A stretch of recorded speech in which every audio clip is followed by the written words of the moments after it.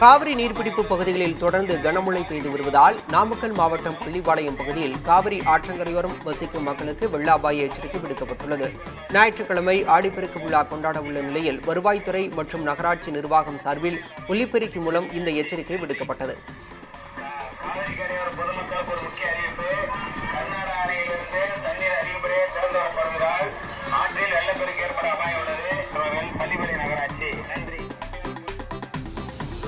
கன்னியாகுமரி மாவட்டம் அழகிய மண்டபம் அருகே குடிநீர் குழாயில் உடைப்பு ஏற்பட்டு 1 மணி நேரத்திற்கு மேலாக தண்ணீர் வீணாகியது. கூட்டு குடிநீர் குழாயில் ஏற்பட்ட உடைப்பை சரி செய்து தர வேண்டும் என லாங்காலை பகுதி மக்கள் கோரிக்கை வைத்தனர். குடிநீர் குழாய் விரைவில் சரி செய்யப்படும் என அதிகாரிகள் தெரிவித்தனர்.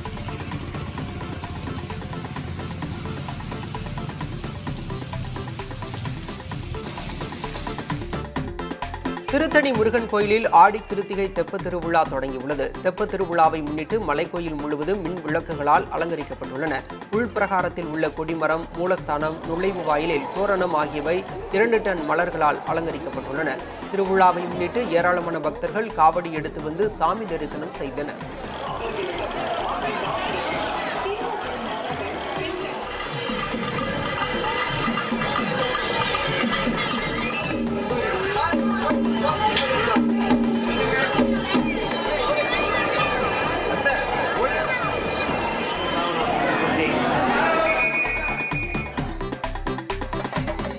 நாகை மாவட்டம் வேதாரண்யம் அருகே மறைஞாயநல்லூர் ராமய்யனார் தூண்டிக்கார சுவாமி கோயில் ஆடி திருவிழாவையொட்டி பக்தர்கள் திருமுடி கட்டி ஊர்வலமாக எடுத்து வந்தனர்.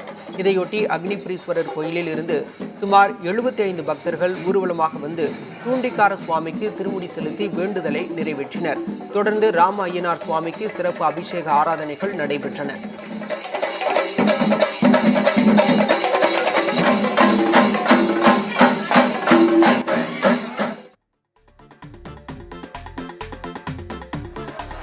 செங்கோட்டை புனலூர் பகுதி மின்மயமாக்கப்பட்டதை தொடர்ந்து இன்று அப்பாதையில் ரயில்கள் இயக்கப்படும் என தெற்கு ரயில்வே அறிவித்துள்ளது. இதன்படி கொல்லம், சென்னை, எழும்பூர் விரைவு ரயில் மின்மயமாக்கப்பட்ட பாதையில் இயக்கப்படும்.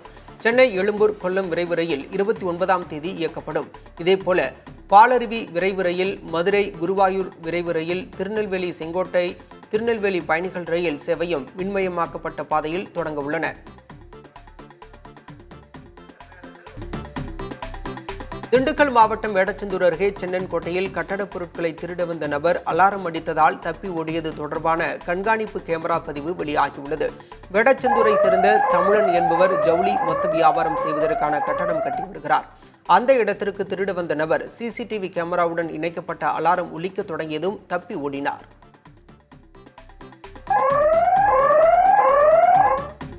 மதுரை மாவட்டம் பெத்தனியாபுரம் அருகே பட்டப்பகலில் பாண்டியன் கூட்டுறவு சிறப்பு அங்காடியிலிருந்து கடத்தப்பட்ட 3.5 டன் ரேஷன் அரிசி பறிமுதல் செய்யப்பட்ட நிலையில் ரேஷன் கடை ஊழியர் ஒருவர் கைது செய்யப்பட்டார்.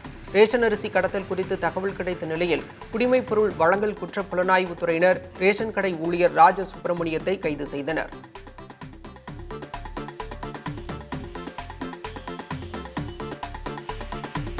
நாகை மாவட்டம் வேதாரண்யம் அருகே மேய்ச்சலுக்காக கட்டியிருந்த ஆட்டை திருடிய 2வரை காவல்துறையினர் கைது செய்தனர். தேத்தாக்குடி தெற்கு தெத்தேரி பகுதியில் கவிதா என்பவர் மேய்ச்சலுக்காக கட்டியிருந்த ஆட்டை இருவர் இருசக்கர வாகனத்தில் திருடி சென்று விட்டனர்.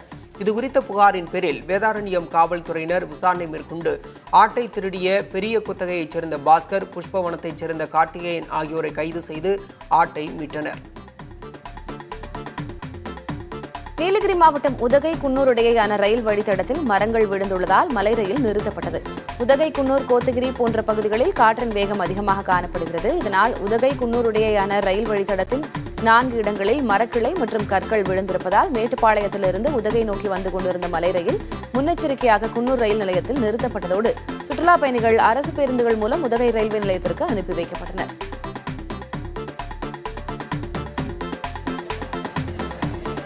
கிருஷ்ணகிரி போச்சம்பள்ளி வாரச்சந்தையில் ஆடி கிருத்திகையை முன்னிட்டு கால்நடைகளின் விற்பனை குறைந்து காணப்பட்டது. தமிழகத்தின் 2வது மிகப்பெரிய சந்தையான போச்சம்பள்ளி வாரச்சந்தையில் ஆடு, கோழிகள் விற்பனை மந்தமாக நடைபெற்றது. நாளை ஆடி கிருத்திகையை முன்னிட்டு பக்தர்கள் விரதம் இருப்பதால் சந்தையில் கூட்டம் குறைவாக காணப்பட்டது. அதேபோல பேருந்து நிலையத்தின் அருகே உள்ள இறைச்சி கடைகளில் பொதுமக்கள் யாரும் இல்லாமல் வெறிச்சோடி காணப்பட்டது.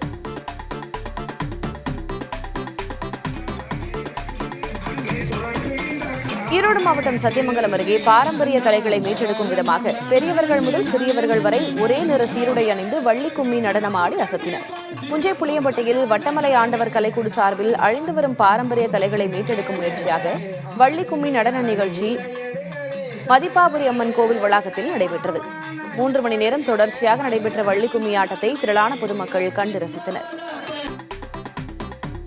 நாகை மாவட்டம் வேதாரண்யம் அருகே ஆயக்காரன்புலத்தில் மாநில அளவிலான சதுரங்க விளையாட்டுப் போட்டிகள் நடைபெற்று வருகிறது. ஆயக்காரன்புலம் அரசு பள்ளியில் வாய்மேடு இலக்குவனார் சதுரங்க பயிற்சி மையம் சார்பில் நடைபெறும் இப்போட்டிகளில் 9 மாவட்டங்களைச் சேர்ந்த சுமார் 500 மாணக்கர்கள் கலந்து கொண்டு திறமைகளை வெளிப்படுத்தி வருகின்றனர். முதல் 10 இடங்களை பெறும் மாணக்கருக்கு கோப்பைகள் மற்றும் சான்றிதழ்கள் வழங்கப்பட உள்ளன. சிவகங்கை மாவட்டம் திருப்பத்தூர் அருகே அரசு குளிர்சாதன பேருந்து மரத்தில் மோதிய விபத்தில் ஓட்டுநர், நடத்துனர் உட்பட 6 பேர் காயமடைந்தனர்.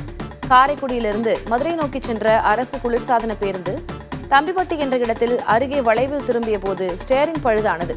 இதனால் பேருந்து கட்டுப்பாட்டை இழந்து அங்கிருந்த புளிய மரத்தில் மோதியது. இதில் பேருந்தின் முன்பக்கம் நசுங்கியது. இதனையடுத்து அருகில் இருந்தவர்கள் காயமடைந்தவர்களை பேருந்திலிருந்து மீட்டு மருத்துவமனையில் அனுமதித்தனர். திருச்சி மாவட்டம் புள்ளம்பாடி வாய்க்காலில் தண்ணீர் திறக்க வலியுறுத்தி போராடி உயிர்நீத்த தியாகிகளின் நினைவு சின்னத்தை சீரமைக்க விவசாயிகள் கோரிக்கை விடுத்துள்ளனர். 1989ஆம் ஆண்டு நடைபெற்ற கலவரத்தின் போது 2 விவசாயிகள் சுட்டுக் கொல்லப்பட்டனர். அவர்களது நினைவாக புள்ளம்பாடி வாய்க்கால் அருகே நினைவு சின்னம் அமைக்கப்பட்டது. இந்நினைவு சின்னம் தற்போது சேதமடைந்திருப்பதால் அதனை சீரமைக்க விவசாயிகள் வலியுறுத்தியுள்ளனர். திருச்சி மாவட்டம் உறையூர் அருகே 3 லட்சம் ரூபாய் மதிப்பிலான வாழை மரங்கள் தீயில் கருகி சேதமடைந்தன. வாழைத்தோப்புக்கு அருகே உள்ள வயலில் மர்ம நபர்கள் முள் சருகுகளை தீயிட்டு எரித்தபோது தீயானது வாழைத்தோப்பு முழுவதும் பரவியது. இதனையடுத்து தீயணைப்புத் துறையினர் வந்து தீயை கட்டுப்படுத்தினர். இதில் 3 லட்சம் ரூபாய் மதிப்பிலான வாழை மரங்கள், சவுக்குகள் எரிந்து சேதமடைந்துள்ளன. இதற்கு அரசு உரிய இழப்பீடு வழங்க வேண்டும் என விவசாயி வேதனையோடு கோரிக்கை விடுத்துள்ளார். புதுச்சேரி ரயில் நிலையத்தில் நடைபெறும் மேம்பாட்டுப் பணிகள் இன்னும் ஓராண்டிற்குள் நிறைவடையும் என ரயில்வே இணையமைச்சர் சோமண்ணா தெரிவித்துள்ளார். புதுச்சேரி ரயில் நிலையத்தில் மேற்கொள்ளப்பட்டு வரும் பணிகளை அமைச்சர் சோமண்ணா பார்வையிட்டார். அப்போது ரயில் நிலைய வளாகத்தில் மாற்றுத்திறனாளிகள் மற்றும் சுய உதவிக் குழுவைச் சேர்ந்த பெண்களுக்கு கடைகளை ஒதுக்குமாறு அறிவுறுத்தினார். ஆய்வுக்கு பின் செய்தியாளர்களை சந்தித்த அவர், புதுச்சேரி ரயில் நிலையத்தை மாதிரி ரயில் நிலையமாக மாற்றுவதற்காக 93 கோடி ரூபாயில் பணிகள் நடைபெற்று வரும் நிலையில் இன்னும் ஓராண்டுக்குள் முடிவடையும் என கூறினார்.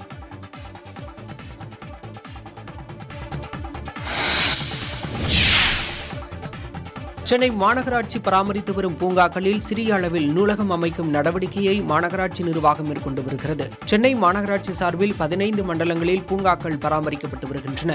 ஏற்கனவே உடற்பயிற்சிக்கான வசதிகளை சில பூங்காக்களில் செய்துள்ள நிலையில் தற்போது பொதுமக்கள் பயன்பெறும் வகையில் நூலகம் அமைக்க நடவடிக்கை எடுக்கப்பட்டுள்ளது. முதற்கட்டமாக பெரம்பூர் பூங்காவில் புத்தகம், நாளிதழ்களை படிக்கும் வகையில் சிறிய நூலகம் போன்று அமைக்கப்பட்டுள்ளது. இதில் நாவல், வரலாறு, காமிக்ஸ் என 20 தலைப்புகளில் புத்தகங்கள் மற்றும் நாளிதழ்கள் வைக்க ஏற்பாடு செய்யப்பட்டுள்ளன. இந்த வசதியை காலை 6 மணி முதல் 8 மணி வரையும், மாலை 4 மணி முதல் 6 வரையும் பொதுமக்கள் பயன்படுத்திக் கொள்ளலாம் என தெரிவிக்கப்பட்டுள்ளது. நெல்லை மாவட்டம் மாஞ்சோலையில் தேயிலை தோட்ட தொழிலாளர்களிடம் மாவட்ட எஸ்பி குறைகளை கேட்டறிந்தார்.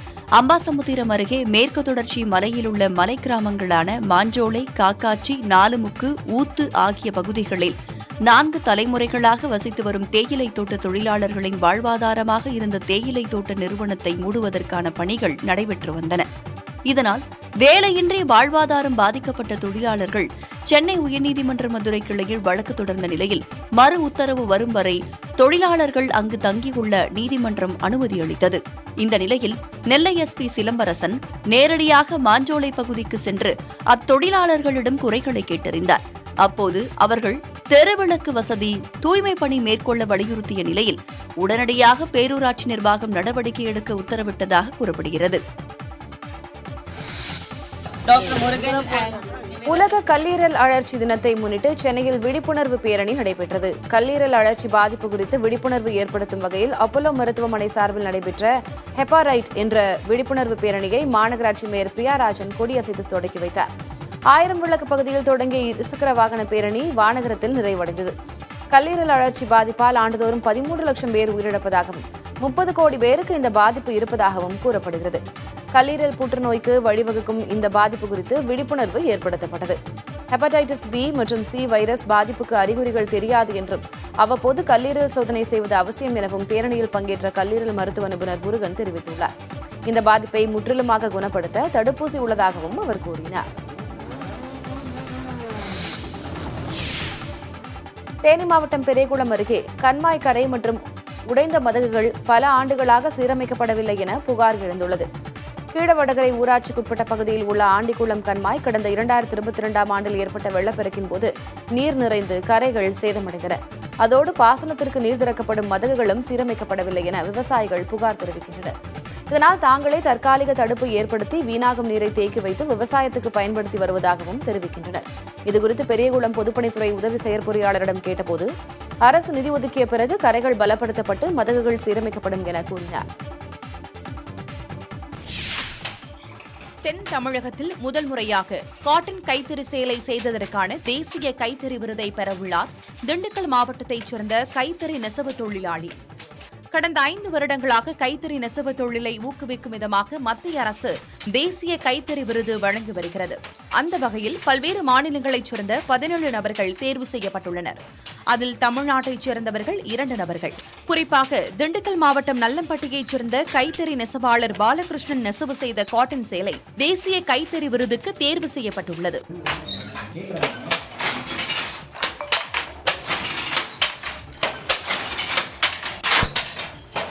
பல்வேறு வேலைப்பாடுகளுடன் பாலகிருஷ்ணன் நெசவு செய்த காட்டன் சேலையை இந்திய தேசிய கைத்தறி தேர்வு ஆணையத்திற்கு கற்பக விநாயகர் கைத்தறி நெசவாளர் கூட்டுறவு சங்கம் அனுப்பியுள்ளது. தற்போது அந்த காட்டன் சேலை தேசிய கைத்தறி விருதை பெற்று தந்துள்ளது. ஆகஸ்ட் 7ஆம் தேதி டெல்லியில் நடைபெறும் தேசிய கைத்தறி தின விழாவில் மத்திய அரசால் இந்த விருது பாலகிருஷ்ணனுக்கு வழங்கப்பட உள்ளது. யானையோட உருவமும் மலர்களோட உருவம் மாங்காயான மலர்கள் உருவமும் ருத்ராஜமான உருவம் ரவுண்டு உருவம் அது கொடுத்துருக்கோம் சார். அது போக அன்னப்பறவை இது எல்லாமே இந்த சேலையில் போட்டு ஒரு புதுவிதமான கலவையாக நாங்கள் உற்பத்தி பண்ணியிருக்கோம் சார். அதுக்காக இருக்கலாம் அப்படிங்கிறது எங்களோட யூகமாக இருக்குது. இருந்தாலும் இதை எப்படி செலக்ட் பண்ணியிருக்காங்கன்னு எங்களுக்கு தகவல் இல்லை. இருந்தாலும் நல்லபடியாக இருக்குன்னு சொல்லி தகவல் சொல்லியிருக்காங்க சார். நாங்கள் இந்த டிசைன் ரெடி பண்ணுறதுக்கு கொஞ்சம் மும்முரமாக வேலை பார்த்துருக்கோம் சார். ஏன்னா இந்த டிசைன் கிரியேட் பண்ணுறதுக்கே எங்களுக்கு கிட்டத்தட்ட ஒரு 6 மாதம் வரைக்கும் டைம் தேவைப்பட்டுச்சு. அதுக்கு முழுமையாக ஒத்துழைப்பு கொடுத்தது நம்ம மெம்பர் தான் சார். நாங்கள் எந்த டிசைன் சொன்னாலுமே மூஞ்சி சுளிக்காம சின்ன சின்ன வேலைகளாக இருந்தாலும் இறங்கி நல்லபடியாக ஈடுபாடோட வேலை செஞ்சு கொடுப்பார் சார். அதனால இது செலக்ட் ஆயிருக்கு. இது எங்களோட அதிர்ஷ்டமாக நினைக்கிறோம் சார். இந்த கற்பக விநாயகர் சொசைட்டியில் 20 வருஷமாக மெம்பராக இருக்கேன். நான் நெய்ய ஆரம்பித்து பழக்கப்பட்டு 30 வருஷம் இருக்கோம். அதில் இந்த டிசைன் இவங்கள்ட்ட வாங்கி நெஞ்சதில் கைத்தறி நெஞ்சதில் இது அவார்டுக்கு செலெக்ஷன் ஆகிருக்குன்னு சொல்கிறாங்க. அது ரொம்ப சந்தோஷமாக இருக்குது.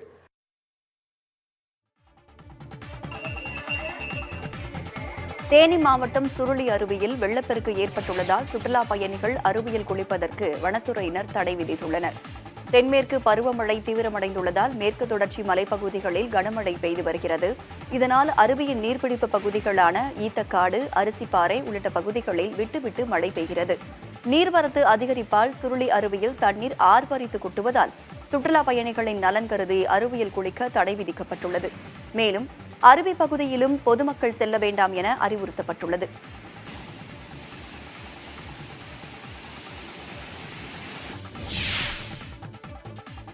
சென்னை மாநகராட்சிக்குட்பட்ட பகுதிகளில் சாலைகள் மற்றும் தெருக்களில் பொதுமக்களுக்கும் போக்குவரத்திற்கும் இடையூறாக நிறுத்தி வைக்கப்பட்டுள்ள வாகனங்கள் ஏலம் விடப்படும் என சென்னை மாநகராட்சி ஆணையர் அறிவிப்பு வெளியிட்டுள்ளார். போக்குவரத்திற்கு இடையூறாக நீண்ட நாட்களாக நிறுத்தப்பட்டுள்ள வாகனங்களை அகற்றும் பணிகள் கடந்த 1ஆம் தேதி முதல் காவல்துறை உதவியுடன் மாநகராட்சியின் சார்பில் மேற்கொள்ளப்பட்ட நிலையில் 1315 கைவிடப்பட்ட வாகனங்கள் கண்டறியப்பட்டன. காவல்துறையின் மூலமாக பெறப்படும் தடையின்மை சான்று அடிப்படையில் அகற்றப்பட்ட வாகனங்கள் ஏலத்திற்கு விடப்படும் என தெரிவிக்கப்பட்டுள்ளது.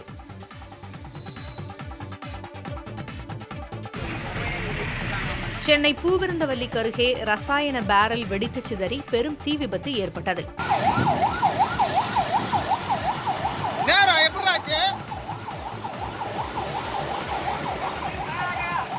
சென்னை பெங்களூரு தேசிய நெடுஞ்சாலையோரம் நாசரேத் பேட்டையில் தனியார் வாகன நிறுத்தம் உள்ளது. இங்கு வெளிமாநிலம் மற்றும் மாவட்டங்களிலிருந்து கண்டெய்னர் லாரியில் வரும் பொருட்களை சிறிய ரக லாரி, வேன் உள்ளிட்ட வாகனங்களுக்கு மாற்றி எடுத்துச் செல்வது வழக்கம்.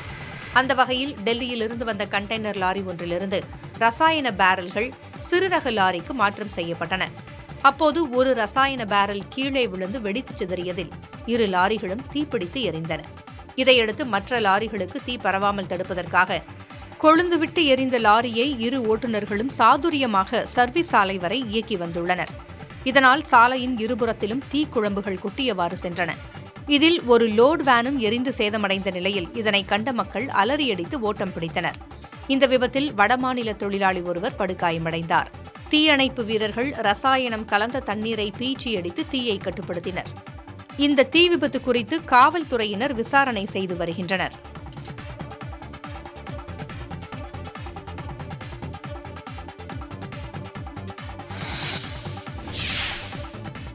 கடலூர் மாவட்டம் தொரைப்பாடி பகுதியில் செயல்பட்டு வந்த ஊதுபத்தி கற்பூரம் தொழிற்சாலை தீப்பற்றி எரிந்தது. குடியிருப்பு பகுதிக்குள் செயல்பட்டு வந்த இந்த தொழிற்சாலையில் திடீரென ஏற்பட்ட தீ விபத்தால் அக்கம்பக்கத்தில் வசித்து வந்த மக்கள் அச்சத்தில் அலறி அடித்து ஓடினர். தகவல் அறிந்து நிகழ்விடம் விரைந்த தீயணைப்புத்துறை நீண்ட நேரம் போராடி அணைத்தனர். பணியாளர்கள் யாரும் இல்லாததால் உயிர் சேதம் தவிர்க்கப்பட்ட நிலையில் குடியிருப்பு பகுதிக்குள் இதுபோன்ற தொழிற்சாலைகள் அமைக்கக்கூடாது என மாவட்ட நிர்வாகத்திற்கு மக்கள் வலியுறுத்தினர். கள்ளக்குறிச்சி மாவட்டம் திருக்கோவிலூர் அருகே உள்ள காட்டு எடையார் கிராமத்தில் அண்ணாதுரை என்பவரின் வீட்டிலிருந்த குளிர்சாதன பெட்டி வெடித்து தீப்பிடித்துள்ளது. விபத்து நேரிட்டபோது வீட்டில் யாரும் இல்லாததால் உயிர் சேதம் தவிர்க்கப்பட்டது. இருந்தபோதிலும் வீட்டிலிருந்த 5 சவரன் தங்க நகை, 25,000 ரூபாய் பணம், முக்கிய சான்றுகள் முழுவதுமாக எரிந்து சேதமானது. கள்ளக்குறிச்சி மாவட்டம் கல்வராயன் மலை பகுதிகளில் மக்கள் தேவைகள் குறித்து மாவட்ட ஆட்சியர் ஆய்வு மேற்கொண்டார்.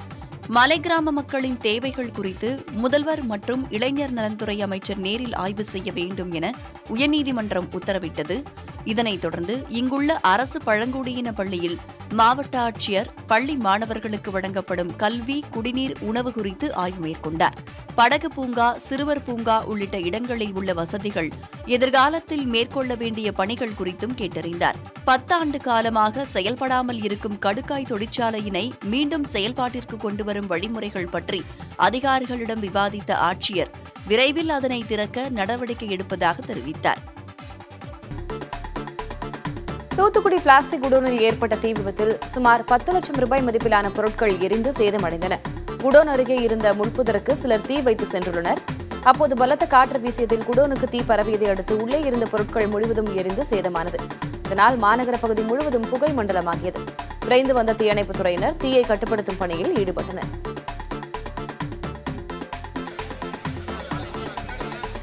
கோவை திருப்பதி இடையே சென்று வரும் விரைவு ரயில் இனி சாமல்பட்டி ரயில் நிலையத்தில் நிற்கும் என அறிவிக்கப்பட்டிருந்தது. இதன்படி முதலாக இன்று திருப்பதி ரயில் சாமல்பட்டியில் நின்று சென்றது. சாமல்பட்டி வந்த ரயிலை கிருஷ்ணகிரி நாடாளுமன்ற உறுப்பினர் கோபிநாத் கொடியசைத்து வரவேற்றார்.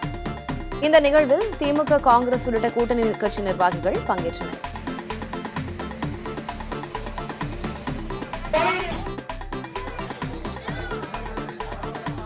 திண்டுக்கல் மாவட்டம் கொடைக்கானல் ஏரிச்சாலையை அகலப்படுத்த நெடுஞ்சாலைத்துறைக்கு அப்பகுதி வணிகர்கள் கோரிக்கை வைத்துள்ளனர். படகு குழாம் பகுதியில் 1 கிலோமீட்டர் நீளமுள்ள சாலை பகுதியில் 2 பக்கமும் வாகனங்களை நிறுத்திவிட்டு படகு சவாரி, குதிரை சவாரி, மிதிவண்டி சவாரி செய்ய சுற்றுலாப் பயணிகள் அதிக அளவில் வருகின்றனர்.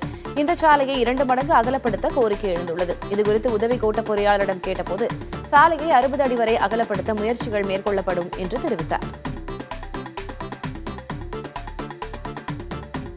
நீலகிரி மாவட்டம் கூடலூர் அருகே பொதுமக்களை அச்சுறுத்தி வரும் காட்டு யானைகளை ட்ரோன் கேமராக்கள் உதவியோடு கண்காணித்து விரட்டும் பணியில் வனத்துறையினர் ஈடுபட்டுள்ளனர். அஞ்சிக்குன்னு சுற்றுவட்டார பகுதிகளில் முகாமிட்டுள்ள காட்டு யானைகள் விவசாய பயிர்களை சேதப்படுத்தி தொடர்ச்சியாக மக்களை அச்சுறுத்தி வந்தன. இந்நிலையில் காட்டு யானைகளை விரட்ட கோரி கிராம மக்கள் பல கட்டங்களில் போராட்டத்தில் ஈடுபட்டனர். இதையடுத்து புதர்களுக்குள் மறைந்துள்ள யானைகளை ட்ரோன் கேமராக்கள் உதவியோடு கண்காணித்து வனத்திற்குள் விரட்டும் பணியில் வனத்துறையினர் ஈடுபட்டு வருகின்றனர்.